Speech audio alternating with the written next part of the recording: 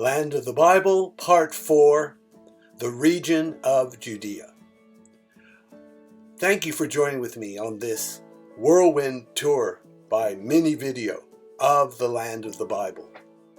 What did we learn so far? Well, we've learned a fair few things, but the main thing to point out is the key land, the land between the Mediterranean and the Jordan Valley, the part of the Great Rift Valley, is small, topographically diverse, and something I didn't mention before, and that is it is a land bridge between Africa and Eurasia. You cannot actually travel by land between Africa and Eurasia except you go through the land of the Bible.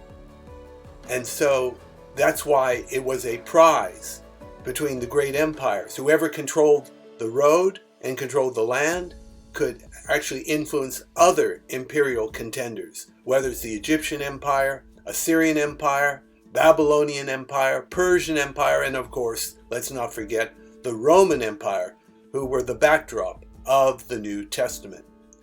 If there was only one place you could visit regionally in the land, what would it be? Which would be the key biblical site?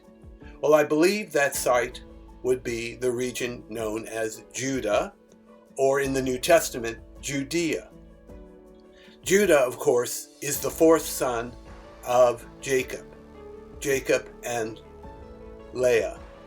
Jacob and Leah, Judah, all come together in Genesis, and there is a great promise that Jacob gave to Judah in Genesis 49 verse 10, where he said the scepter would not depart from Judah, nor a lawgiver from between his feet until Shiloh come.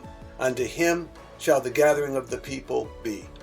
Even though he's the fourth son, Judah would become the leading tribe of the 12 tribes of Israel. And of course, it's through Judah that Messiah is descended.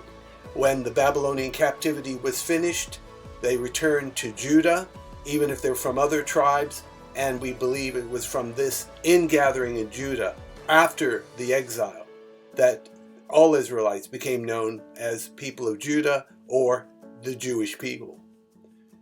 This land is a neighbor to Jordan, Syria, Lebanon, and Egypt. What can we learn about Judah? As a region, it's very small, like so many things in the land.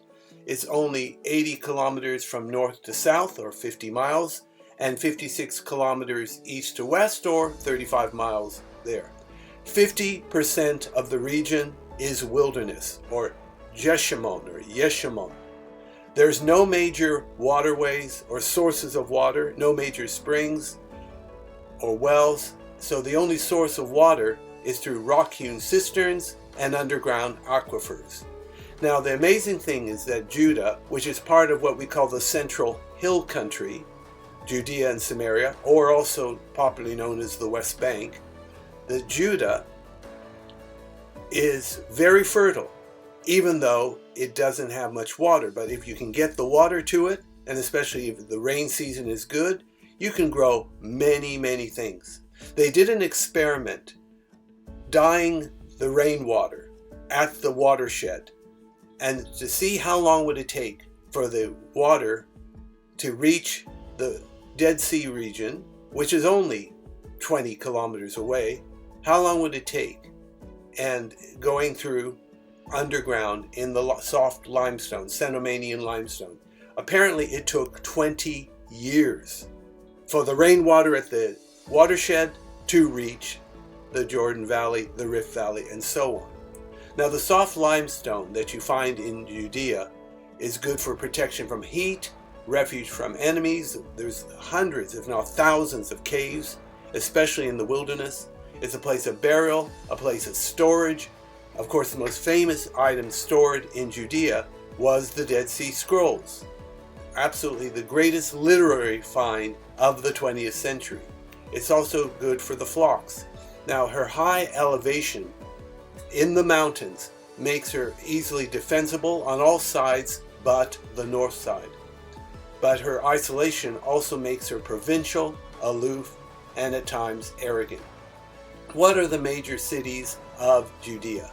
Well, of course, Hebron, where the patriarchs are buried, Bethlehem, the city of Boaz and Ruth, the city of Jesse, the city of David, and of course the city where Jesus was born, in fulfillment of Micah chapter 5 verse 2.